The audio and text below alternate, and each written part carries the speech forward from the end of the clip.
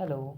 यह वीडियो जो है डीएसएसबी प्रीवियस ईयर क्वेश्चंस का है, जिसमें मैंने 2022 में पीआरटी के जितने भी एग्ज़ाम हुए हैं, तो उनमें से अभी 6-7 एग्ज़ाम के 6-7 शिफ्ट जो हुए उनमें जितने एंटोनिम पूछे गए उसको मैंने एक जगह एक एक पेज पे कलेक्ट किया है। तो आई होप ये बहुत ही ज़्यादा हेल्पफुल होगा, क्योंकि जो भी सेट देखा इंग्लिश के 20 मार्क्स के क्वेश्चन आते हैं उसमें 2 क्वेश्चन एंटोनिम के थे। ओके। एंटोनिम का हिंदी विलोम शब्द होता है, ये तो सबको पता ही होगा। तो यहाँ पे हम लोग सीधा देखेंगे, वर्ड देखेंगे और उसका एंटो क्या होगा वो देखेंगे। अलग अलग से मैंने कोई भी वर्ड यहाँ पे अटैच नहीं किया है। जो भी ऑप्शन में थे और उनका जो आंसर था, हाँ, मैंने बस क्वेश्चन और उसका आंसर लिखा है। और इसके अलावा मैं यहाँ पे जो वर्ड है उनका जो पार्ट्स ऑफ स्पीच है वह भी लिख दिया है। इसके अलावा हिंदी और इंग्लिश दोनों में उसका क्या मतलब बनता है उस वर्ड का, वो भी लिख दिया है। ओके। आई होप यह वीडियो बहुत ही ज़्यादा हेल्पफुल होगा सभी के लिए जो भी डीएसएसबी की तैयारी कर रहे हैं, इवन जो टीचिंग एग्ज़ाम की तैयारी कर रहे हैं, क्योंकि जो पेपर डीएसएसबी में आएंगे वो आगे जो भी टीचिंग के एग्ज़ाम होंगे क्योंकि उसमें आएंगे, क्योंकि ये पेपर क्या होता रहता है, रिपीट होता रहता है। ओके। तो फर्स्ट वर्ड जो है वो काउंटरफीट है, जिसका मतलब होता है not genuine, but copied so that it looks like the real thing. लेकिन ऐसा कॉपी किया जाता है ना कि ये बिल्कुल ही जेन्युइन दिखता है। जैसे कि आप 10-20 रुपये के 50 रुपये के नोट देखते होंगे, हाँ, तो क्या होता है, काउंटरफीट निकलता है, बैंक वाले लेने से मना कर देते हैं। हाँ, लेकिन हमें वो जल्दी पता नहीं चल पाता ये असली है या फिर डुप्लीकेट है, वही होता है काउंटरफीट। हाँ, तो हिंदी में इसे जाली, नकली कहते हैं। इसका जो एंटो होता है वो वैलिड होता है। वैलिड का मतलब क्या हुआ, डैट इज़ लीगली और ऑफिशियली एक्सेप्टेबल, जो वैध है, आधिकारिक रूप से मान्य है। काउंटरफीट का एंटो वैलिड। सेकेंड वर्ड है कन्वेंशनल। कन्वेंशनल का मतलब है ट्रेडिशनल एंड ऑर्डिनरी, जो पारंपरिक और साधारण, हिंदी में इसको बोलते हैं। इसका एंटो है अनकॉमन। अनकॉमन का मतलब हुआ नॉट सीन, हैपनिंग और एक्सपीरियंस्ड ऑफन, जो अक्सर देखा या घटित या अनुभव नहीं किया गया हो। जो अक्सर देखा नहीं गया हो उसे कह देते हैं यह अनकॉमन है। एग्ज़ाम में कोई क्वेश्चन अचानक आ जाता है तो कहते हैं ना ये अनकॉमन है, नॉट सीन है, पहले किसी एग्ज़ाम में ऐसे क्वेश्चन नहीं देखे। तो कन्वेंशनल का अपोजिट अनकॉमन। थर्ड जो वर्ड है वो कॉलोजल है, जो कि इसका पार्ट्स ऑफ स्पीच क्या है, एडजेक्टिव है। इसका जो मीनिंग है अति विशालकाय होता है हिंदी में, या बहुत बड़ा कह सकते हैं इसे, एक्सट्रीमली लार्ज, इनॉर्मस। ओके। इसका एंटो जो होता है वो पटीट होता है। यहाँ मैंने प्रोनाउंसिएशन भी लिखा है, वर्ड थोड़ा सा प्रोनाउंसिएशन में अटपटा सा है। ओके। ये भी एडजेक्टिव है और इसका उल्टा क्या हो जाएगा, इसका मतलब छोटा, स्मॉल। ओके। तो कॉलोजल का उल्टा क्या हो जाएगा, पटीट, और पटीट का मतलब स्मॉल, डेंटी, छोटा हिंदी में। या फिर इसे ऐसे भी याद रख सकते हैं, पटीट का मतलब यूज्ड अबाउट अ गर्ल और women, small and thin in an attractive way. लड़की या महिला के लिए प्रयुक्त होता है यह वर्ड, आकर्षक ढंग से छोटी और पतली। ओके। फोर्थ वर्ड जो है वो टिटुलर। इसका मतलब है हैविंग अ पोजीशन, स्टेटस और title without any real authority और पावर। पद, दर्जा, उपाधि आदि बिना शक्ति या अधिकार की, नाम मात्र का, केवल नाम का। जैसे पहले होता था ना, हाँ, नाम मात्र का राजा बना दिया जाता था और शासन कोई और कर रहा होता है। तो वही कहते हैं केवल नाम मात्र का है। तो इसका अपोजिट क्या होगा, रियल। रियल मतलब एक्चुअली, एग्जिस्टिंग। हाँ, हिंदी में कहते हैं असली या वास्तविक। ओके। एंड नेक्स्ट वर्ड जो है फिफ्थ, एडवर्टेंस। हाँ, एडवर्टेंस का मतलब क्या हुआ, गिविंग अटेंशन, हाँ, हीडफुलनेस और अटेंटिवनेस, जिस पे हम अटेंशन दे रहे हैं, एडवर्टेंस। इसका एंटो क्या होता है, ऑब्लिवियोसेंस। हाँ, इसका मतलब क्या होगा, अनदेखी, यानी कि हमने अटेंशन नहीं दिया। फॉरगेटफुल और विदाउट रिमेम्बरेंस और मेमोरी और अनमाइंडफुल, जिसे हमने माइंड में रखा ही नहीं है, अनदेखा कर दिया है। हाँ, तो इसका उल्टा ये हो गया एंटो। एक वर्ड है नेक्स्ट, सिक्स्थ वर्ड है बल्क।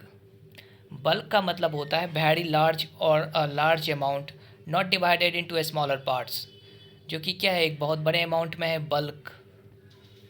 इसका एंटो है हैंडफुल। हैंडफुल मतलब थोड़ी संख्या में, a small number of somebody और समथिंग, और as much as many of something as you can hold in one hand, जो हम एक हाथ में क्या कर सकते हैं, आसानी से पकड़ सकते हैं, वो हैंडफुल होता है। तो बल्क क्या है, नाउन है। ओके, एंड सेवंथ वर्ड जो है वो डेलिटेंट है। डेलिटेंट भी एक नाउन है। ओके, इसका मतलब होता है एमेचर और नॉन प्रोफेशनल। हाँ, नॉन प्रोफेशनल कहने का मतलब हम कोई काम करते हैं लेकिन वो हमारा, उसमें हम एक्सपर्टी नहीं है हमारी। हाँ, लेकिन हम फिर भी कर रहे होते हैं। हिंदी में इसको अपूर्ण कहते हैं। और में हमने लिख दिया है, a person who cultivates an area of interest such as the arts without real commitment और नॉलेज। उसके पास उसका नॉलेज नहीं है, हाँ, फिर भी वो क्या कर रहा है, उस काम को कर रहा है, तो ये डेलिटेंट। इसका एंटो होता है as, person who is skilled at something. जो पर्सन क्या है, किसी भी चीज़ में माहिर है, वो उसका प्रोफेशनल है। तो डेलिटेंट का अपोजिट क्या हो गया, एस। नेक्स्ट है डेवास्टेटेड। डेवास्टेटेड कह सकते हैं इसे। ओके, तो ये एक क्या है, एडजेक्टिव है। हाँ, इसका मतलब क्या होता है, डिस्ट्रॉयड, डेसोलेटेड, यानी कि तबाह किया हुआ, उजाड़ दिया गया है। जब क्या होता है, बाढ़ बाढ़ आने पे घरों को घर क्या हो जाते हैं, तबाह हो जाते हैं, उजड़ जाते हैं। इसका जो एंटो है वो क्या है, पैच्ड। पैच्ड मतलब होता है रिकंडीशन, रीएडजस्ट। हाँ, और जब बाढ़ का पानी खत्म हो जाता है तो हम लोग क्या जाते हैं, फिर से घर बनाने जाते हैं वहाँ पे। हाँ, तो रीएडजस्ट करने जाते हैं। तो मरम्मत करना, पैच्ड। डिवास्टेटेड का अपोजिट पैच्ड। 9 है एडजर्न। एडजर्न का मतलब होता है break of a meeting, legal case और game with the intention of resuming it later. हाँ, एडजर्न का मतलब हुआ ब्रेक ऑफ कर देना। हाँ, कुछ समय के लिए उस चीज़ को रोक देना। उसका इंटेंशन क्या होता है, intention of resuming it letter, बाद में उस चीज़ को किया जाएगा, फिर से बाद में बैठक किया जाएगा। इसका जो एंटो होता है वो मस्टर्ड होता है। ओके, तो इसका मतलब हुआ to find as much support, courage, etc as you are to come together और bring people specially soldiers together for example military action. Okay, तो ये मस्टर भी क्या है, एक वर्ब है। ओके, इसका मतलब हुआ to find as much support, courage, etc as you to come together, bring people, people को साथ लाना, to find as much support, support जुटाने के लिए। ओके, तो एडजर्न का अपोजिट हो गया मस्टर। 10th वर्ड है रैपिड। 10th वर्ड है रैपिड। रैपिड का मतलब होता है happening in a short time और एट अ ग्रेट रेट। थोड़े समय में तेज़ी से होता रहता है, थोड़े समय में तेज़ी से होता रहता है। जैसे कोई भी चीज़ वायरल हो जाती है, रैपिड। ओके, इसका एंटो होता है टार्डी। टार्डी मतलब होता है स्लो इन एक्शन और रिस्पॉन्स। हाँ, स्लो इन एक्शन और रिस्पॉन्स, कार्रवाई या प्रतिक्रिया में धीमा। नेक्स्ट 11th वर्ड है एपैथेटिक। यह एक एडजेक्टिव है। हाँ, इसका मतलब होता है लैकिंग इंटरेस्ट और डिजायर टू एक्ट। हाँ, मतलब हिंदी में उदासीन या फिर अनिच्छुक, एपैथेटिक। और इसका एंटो होता है इंटरेस्टेड। क्या होता है, इंटरेस्टेड। इंटरेस्टेड भी एक एडजेक्टिव है।